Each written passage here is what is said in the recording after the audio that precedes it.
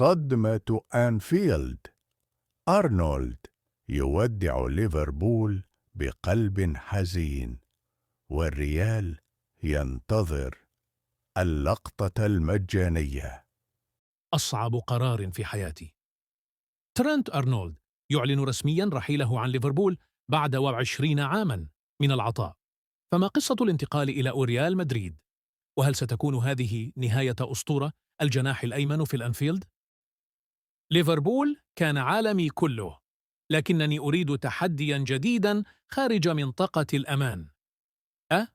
التفاصيل الكاملة، السبب الحقيقي وراء الرحيل، هل هي رغبة شخصية أم ضغوط من النادي؟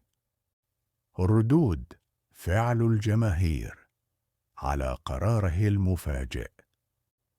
مصير اللقطة المجانية في الريال بعد الصفقة.